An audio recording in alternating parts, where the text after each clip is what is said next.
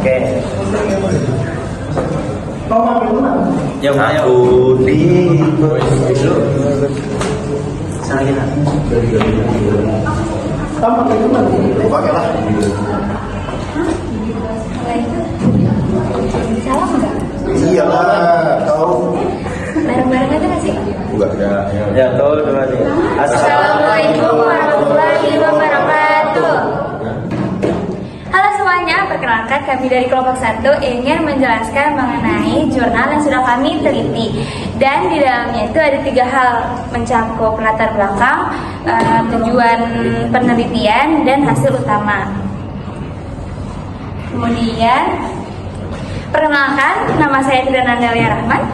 Saya Nova Jarang Barok. Aku yang dapat ada di Stockholm. Saya Nadindra Ivan Utara. Saya mau Syofi Ramadan.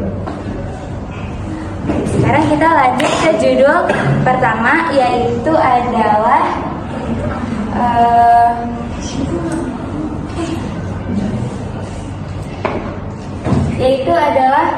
kerangka integrasi baru untuk inklusi keuangan yang berkelanjutan. Latar belakang dari judul penelitian ini adalah digitalisasi keuangan itu membuka peluang inklusi bagi masyarakat yang sebelumnya itu belum memiliki akses ke bank.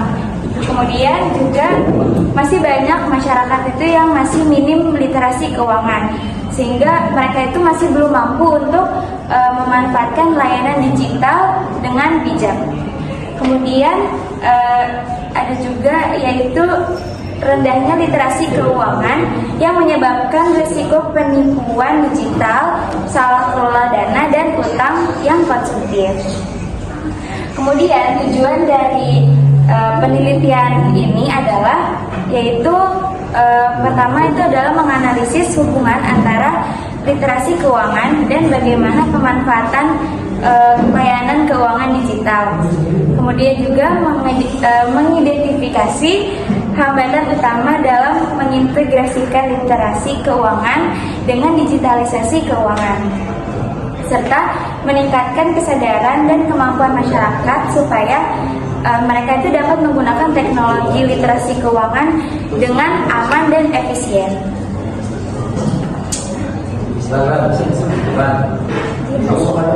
Kemudian hasil dari penelitian ini adalah yaitu ternyata literasi keuangan dan literasi digital itu sangat berkaitan erat.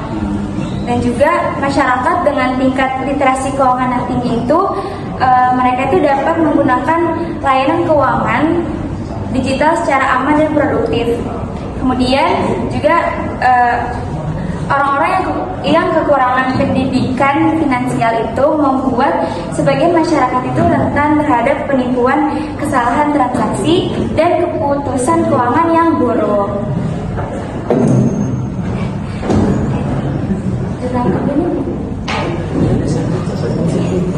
Oke, lanjut sekarang kita ke jurnal yang kedua adalah yang berjudul meningkatkan literasi digital untuk pengembangan usaha mikro, kecil, dan menengah atau UMKM melalui inisiatif perbankan di tingkat pedesaan di Indonesia, yang ditulis oleh Firnisa Rusitoni Tias, Erik Rida Nugraha, Himawan Wilaksana, Yuga Priyanto, Norma Gupita Dewi, dan penerbitnya adalah Jurnal Akuntansi dan Bisnis dan diterbitkan pada tahun 2024. Kemudian latar belakang dari judul ini, dari jurnal ini adalah karena literasi digital itu penting bagi para UMKM untuk digunakan di era digital ini. Kemudian juga banyak UMKM di pedesaan itu masih rendah literasi digitalnya. Dan juga perbankan itu berperan penting dalam menjembatani kesenjangan digital. Kemudian tujuan dari penelitian ini itu apa sih gitu? Tujuannya itu yaitu meneliti bagaimana inisiatif perbankan itu bisa meningkatkan literasi digital, dan juga kita tuh menganalisis bagaimana pengaruhnya terhadap pengembangan bisnis UMKM di pedesaan Indonesia. Kemudian hasil utama dari hasil penelitian ini adalah literasi digital itu meningkatkan akses pasar dan efisiensi operasional. Dan juga bank itu juga melakukan kegiatan programming ya, yaitu seperti pelatihan digital, mobile banking, dan kemitraan pemerintahan desa. Kemudian juga UMKM itu apabila sudah mengenai literasi digital ini, itu bisa menjadi UMKM yang menjadi lebih mandiri, inovatif, dan mampu meningkatkan pendapatannya. Ya, terima kasih.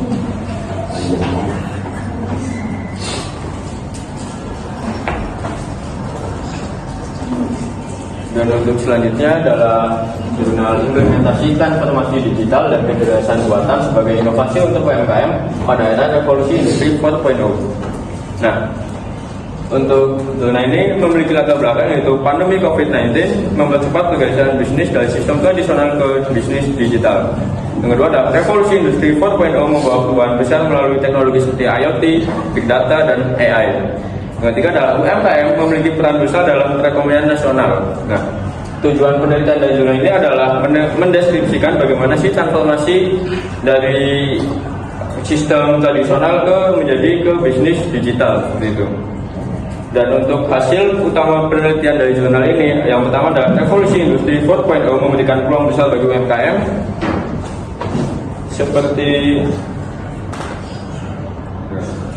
seperti menemukan bahwa usaha mikro kecil menengah atau UMKM ini dapat meningkatkan efisiensi, produktivitas, dan daya saing. Yang kedua adalah teknologi seperti IoT atau Internet of Things, cloud computing, big data, dan AI menjadi pendorong utama sebagai pencipta model bisnis baru yang lebih efisien dan juga lebih fleksibel. Yang ketiga adalah transformasi ini membantu UMKM menghemat waktu, biaya, serta mengoptimalisasikan proses produksi dan juga distribusi. Dan hasil yang kedua adalah peralihan UMKM ke platform digital. Peralihan ini seperti menjadi platform e-commerce seperti Tokopedia, Shopee, dan Lazada. Dan juga menjadi peralihan seperti aplikasi pengiriman makanan seperti GoFood dan juga GrabFood. Nah, yang ketiga adalah penerapan kecerdasan buatan atau AI oleh UMKM. Meskipun adopsinya masih terbatas, namun beberapa UMKM sudah mulai menggunakan AI sederhana. Contohnya adalah bisnis laundry yang memanfaatkan chatbot WhatsApp, yaitu seperti kalian saat memesan laundry, maka akan secara otomatis kalian akan mendapatkan pesan dari WhatsApp, seperti itu. Yang keempat adalah peran AI dalam pengambilan keputusan dan juga efisiensi bisnis. AI membantu pelaku UMKM menganalisa data penjualan dan juga perilaku konsumsi, sehingga mereka dapat mengetahui pola pembelian pelanggan, memprediksi tren pasar, juga mengoptimalkan rantai pasok agar tidak terjadi kelebihan atau kekurangan stok. Yang kelima adalah tantangan yang dihadapi oleh UMKM. Penelitian ini juga menemukan hambatan utama atau tantangan bagi UMKM dalam transformasi digital atau AI, yaitu biaya investasi teknologi yang tinggi. Tidak semua UMKM mampu membeli atau mengakses perangkat digital yang canggih. Yang kedua adalah rendahnya literasi digital. Banyak pelaku UMKM yang belum memahami cara memanfaatkan teknologi secara efektif. Yang ketiga adalah resiko keamanan cyber dan privasi data. Karena sistem digital yang belum terlindungi baik, itu dapat berpotensi mengalami kebocoran data. Yang terakhir adalah kekurangannya sumber daya manusia yang terampil dalam bidang teknologi dan juga analisis data. Nah, hasil yang terakhir atau keenam adalah dukungan pemerintah atau sektor swasta yang sangat diperlukan. Untuk mendorong transformasi digital yang efektif, penelitian menekankan pentingnya peran pemerintah swasta dalam satu, menyediakan pelatihan digital. Yang kedua adalah memberikan studi teknologi atau intensif pajak agar UMKM dapat mengakses perangkat digital atau software AI. Yang ketiga adalah membangun infrastruktur digital yang merata di setiap daerah. Nah, untuk jurnal yang kedua adalah legal conditionary for the use of technology of digital banking sector. Jurnal ini ditulis oleh Fatika Radhika Surya Dharma yang diterbitkan oleh International Journal of Social Service and Research atau ISSR yang diterbitkan pada tahun 2024. Nah, latar belakang jurnal ini adalah perkembangan revolusi 4.0 dan juga ekonomi digital yang mendorong transformasi sektor perbankan menuju sistem digital pada pandemi COVID-19. Dan tujuan jurnal ini adalah menelaah efektivitas serta kelengkapan regulasi terkait penggunaan teknologi dalam sektor perbankan digital Indonesia. Dan untuk hasil utama dari jurnal atau penelitian ini adalah yang pertama adalah transformasi digital banking di Indonesia. Penelitian ini menemukan bahwa era perbankan digital di Indonesia dimulai dengan peluncuran Jenius oleh Bank BTPN pada tahun 2016. Setelah itu semakin banyak bank beralih ke sistem layanan digital sepenuhnya bahkan tanpa kantor cabang fisik. Nah, hal ini menunjukkan bahwa ada perubahan besar dalam cara pelayanan perbankan di efisien yang diberikan oleh nasabah agar lebih cepat. Yang kedua adalah peran dan regulasi oleh OJK. Penelitian ini menggunakan Otoritas Jasa Keuangan atau OJK yang berperan penting dalam mengatur operasional bank digital. Melalui OJK, bank digital banking harus memiliki inovasi bisnis yang aman dan juga berorientasi pada perlindungan konsumen. Regulasi ini mengatur aspek-aspek seperti keamanan sistem, tata kelola data, serta integritas teknologi baru dalam operasional perbankan. Yang ketiga adalah aspek yang perlu diperkuat. Meskipun regulasi sudah ada, penelitian menunjukkan bahwa terdapat beberapa aspek yang perlu diperkuat agar digital banking lebih stabil dan aman, yaitu seperti manajemen risiko teknologi, terutama pada risiko cyber dan juga gangguan sistem digital. Yang kedua adalah perlindungan data pribadi agar data nasabah tidak disalahgunakan. Yang ketiga adalah pengawasan penggunaan AI karena algoritma yang sekarang masih dapat menimbulkan potensi bias, kesalahan prediksi atau penyalahgunaan data. Yang keempat adalah tantangan dan risiko hukum baru. Nah, pada penggunaan teknologi seperti AI, blockchain, dan big data memang meningkatkan efisiensi dan kecepatan layanan. Namun teknologi tersebut menghadirkan tantangan hukum baru, yaitu seperti tanggung jawab hukum jika sistem AI melakukan kesalahan, terus perlindungan data lintas negara atau cross border data flow. Yang ketiga adalah isu kepemilikan data digital dan bukti elektronik dalam sengketa keuangan. Dan hasil kelima adalah penerapan regulasi internasional. Walaupun Indonesia telah memiliki regulasi nasional, tapi kita tidak bisa selalu bergantung pada regulasi nasional juga. Kita juga mencontoh standar global seperti GDPR atau General Data Protection Regulation yang digunakan oleh Uni Eropa untuk perlindungan data pribadi, atau DORA Digital Operational Resilience Act untuk menjaga ketahanan digital lembaga keuangan dari serangan cyber. Dengan mengadopsi prinsip-prinsip internasional ini akan memperkuat sistem hukum di Indonesia dalam menghadapi ekonomi digital global. Dan hasil keenam adalah kolaborasi multi pihak. Penelitian menekankan bahwa ketahanan digital nasional tidak bisa dibangun oleh pemerintah saja. Dibutuhkan kerjasama antara pemerintah, sektor industri perbankan, dan juga akademisi untuk mengembangkan literasi digital hukum, melakukan penelitian keamanan dalam sistem keuangan, dan menciptakan inovasi teknologi yang sesuai dengan prinsip hukum dan etika. Dan untuk sedikit tambahan adalah jurnal pertama ditulis oleh Mara Diana R. Yosi Fadlilah dan teman-temannya yang diterbitkan di Jumanaga atau Jurnal Ilmiah Manajemen dan Kewirausahaan pada tahun 2024. Baik, saya lanjutkan. Teknologi finansial, modal sosial, dan kinerja UMKM Indonesia. Penulis Zunairoh dan Liliana Inggit Wijaya. Penerbitnya Milenial Asia. Tahun terbit 2024. Kemudian saya di sini akan menjelaskan mengenai 3 hal: latar belakang, tujuan penelitian, dan hasil utama. Oke, latar belakangnya. Latar belakang penelitian dari teknologi finansial, modal sosial, dan juga kinerja UMKM itu berfokus pada pentingnya usaha mikro, kecil, dan menengah di Indonesia, serta tantangan-tantangan bagaimana caranya kita bisa bersaing dalam dunia ekonomi. Kenapa berkaitan? Karena teknologi finansial itu sekarang sudah makin baru, seperti adanya m-banking, kemudian sistem QRIS, transfer dan lain sebagainya. Lanjut pada tujuan penelitian itu yang pertama menentukan pengaruh teknologi finansial, literasi finansial dan inklusi finansial. Kenapa kita harus menentukan pengaruh dari teknologi ini? Ya itu tadi, supaya gimana caranya masyarakat di Indonesia ini tahu bahwasanya pentingnya teknologi finansial seperti tadi yang saya jelaskan. Kemudian literasi finansial, literasi itu mencakup pengetahuan, kemudian ada keterampilan atau skill, kemudian ada penyaringan. Literasi kan seperti halnya kita mengetahui suatu hal. Contoh, kita tahu apa yang harus kita lakukan ketika kita punya uang semisal 200.000. Itu kita harus paham. Uang ini tuh bisa buat beli apa aja. Uang ini tuh ketika beli produk ini tuh harganya pas atau enggak.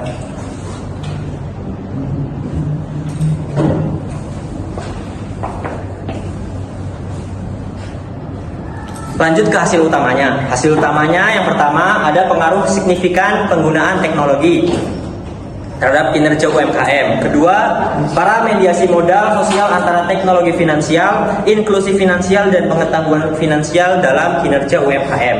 Itu dari hasil utamanya. Kenapa judul ini bisa berkaitan dengan industri ekonomi yang ada pada masa sekarang? Karena ekonomi itu berjalan bukan hanya sekedar kita jual beli barang saja, melainkan ada perkembangan dari teknologi yang semakin pesat dan gimana caranya kita itu tidak ketinggalan. Seperti tadi ada teknologi sistem e-banking, kemudian ATM, kemudian QRIS, bahkan sekarang kita bisa membeli barang secara online dan lain sebagainya. Itu banyak, dan itu kita juga harus mengikuti literasi keuangannya juga. Seperti halnya kita sering membaca atau sering mendengarkan berita supaya menambah wawasan dan pengetahuan. Oke, lanjut pada jurnal kedua yang saya bahas di sini, itu ada analisis perubahan preferensi risiko dan pengambilan keputusan investor yang perspektifnya itu pada behavior finansial atau perilaku dalam keuangan. Penulisnya ditulis oleh Ling Fei Chey, penerbitnya dari Advance in Economics, Management and Political, tahun terbit 2025. Dari ini kita akan membahas 3 latar tadi. Yang pertama adalah latar belakang, tujuan penelitian, dan hasil utama. Latar belakangnya, untuk memahami bagaimana seorang investor ini bisa mengambil keputusan secara tepat, karena setiap orang yang ingin berinvestasi itu memiliki psikologis yang berbeda. Lanjut. Tujuannya menjelajahi perubahan preferensi risiko investor, menganalisa dampak perubahan preferensi risiko tersebut terhadap keputusan investasi. Jadi gimana caranya si investor ini dia tahu apa yang akan dia putuskan setelahnya, dan dia harus bisa terima risiko. Dia memutuskan untuk berinvestasi di sini, ya dia harus terima risiko. Lanjut. Hasil utamanya yang pertama, kita tahu faktor psikologis yang mempengaruhi si investor tersebut, karena dalam berinvestasi juga itu berpengaruh dengan faktor psikologis. Kemudian faktor lingkungan secara eksternal, karena itu ada berkaitannya dengan orang lain. Kita berinvestasi ke orang, itu ada kaitannya kita dengan tempat yang kita investasikan. Kemudian ada hasilnya dari hasil utamanya yang ketiga, yang terakhir adalah strategi untuk mengoptimalkan pengambilan keputusan. Jadi dari berbagai banyaknya keputusan, kita tahu strategi apa aja yang harus kita putuskan, dan karena tidak semua orang itu yakin dengan apa yang dia putuskan untuk melakukan suatu investasi, maka dari itu dari hasil jurnal ini adalah membuat strategi yang dapat meyakinkan kita untuk mengambil keputusan dalam berinvestasi. Oke, cukup sekian, terima kasih. Selanjutnya di sini saya akan membahaskan jurnal pengaruh orientasi keuangan dan pendapat terhadap perusahaan investasi. Penulis Arianto, penerbit jurnal India Ekonomi Bisnis, Indikator Manajemen dan Bisnis. Tahun terbit jurnal 2023. latar belakang. Meskipun investasi masih tidak membayar untuk mengelola keuangan pribadi, tingkatan orientasi keuangan masyarakat masih menjadi tantangan signifikan. Tujuan penelitian menganalisis dampak tingkat literasi keuangan rendah sedang tinggi terhadap kualitas keputusan investasi yang dibuat oleh individu. Menguji pengaruh langsung literasi keuangan terhadap keputusan investasi dan instrumen keuangan tertentu seperti perlodi. Hasil utama pengaruh positif dan signifikan mayoritas peneliti menunjukkan bahwa literasi keuangan memiliki pengaruh positif dan signifikan terhadap keputusan investasi. Lanjut, jurnal kedua, literasi keuangan. Penulis KFP Jalan Ahmed, penerbit jurnal Ilmu Sosial Ekonomi dan Bisnis. Tahun terbit Januari 2025. Latar belakang tingkatan literasi keuangan yang masih rendah, meskipun penting literasi keuangan di Indonesia masih tergolong rendah. Menurut data OJK, indeksi literasi keuangan mengukur tingkatan literasi keuangan. Penelitian bertujuan untuk mengukur sejauh mana pemahaman masyarakat kelompok tertentu, misalnya mahasiswa, UMKM, atau wilayah tertentu terhadap konsekuensi keuangan dasar. Hasil utama pengaruh signifikan terhadap perilaku keuangan. Sebagian dasar penelitian menunjukkan bahwa literasi keuangan memiliki pengaruh positif dan signifikan terhadap perilaku pengelola keuangan. Sikap keuangan yang baik, lebih baik, dan mengambil keputusan yang lebih rasional.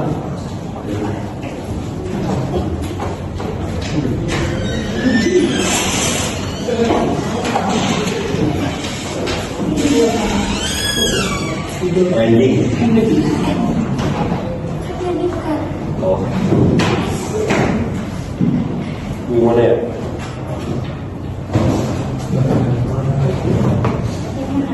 Pontianak sama Kenya. Financial Innovation and Performance. Kanan bawah. Kanan. Nih, nah Kenya. Ya.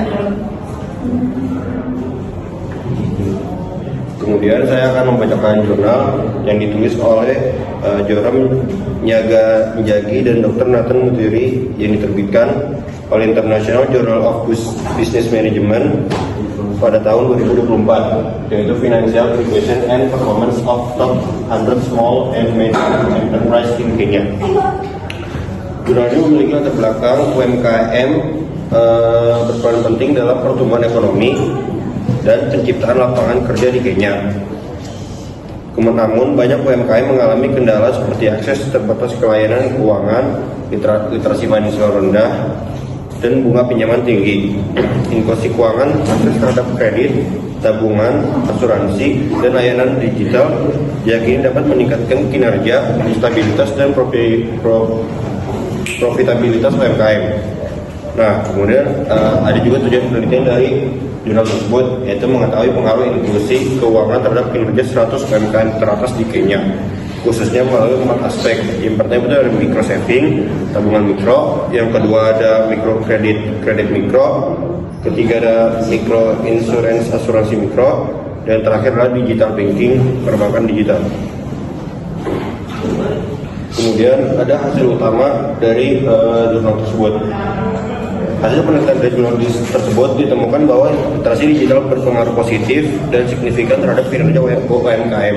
Artinya, semakin baik kemampuan pelaku usaha dalam menggunakan teknologi digital seperti media sosial, e-commerce, dan aplikasi keuangan, maka semakin tinggi pula kinerja usahanya. Namun, hasil penelitian juga menunjukkan bahwa entrepreneur literasi atau kecakapan kewirausahaan memiliki pengaruh yang jauh lebih besar. Jadi kemampuan mengelola bisnis secara menyeluruh, mulai dari mengatur keuangan, mengelola produk, hingga strategi pemasaran menjadi faktor utama yang mendorong keberhasilan UMKM. Gue salah baca. Ulang. Kemudian ada hasil tujuan dari jurnal tersebut, yaitu adalah penelitian ini menunjukkan bahwa inklusi keuangan memiliki pengaruh positif yang kuat terhadap kinerja 100 UMKM teratas di Kenya. Dari hasil analisis regresi diperoleh bahwa 4 aspek inklusi keuangan, yaitu tabungan mikro, kredit mikro, asuransi mikro, dan perbankan digital, semuanya berkontribusi nyata terhadap peningkatan kinerja usaha. Tabungan mikro membantu UMKM menjaga stabilitas keuangan dan kesiapan menghadapi risiko. Kredit mikro mendukung pertumbuhan usaha melalui akses modal. Meskipun perlu pengelolaan yang hati-hati agar tidak menimbulkan beban utang, asuransi mikro melindungi usaha dari kerugian tak terduga, sehingga meningkatkan rasa aman dalam berbisnis. Sementara itu, perbankan digital mempercepat transaksi, mempermudah pengeluaran arus kas, dan meningkatkan efisiensi operasional.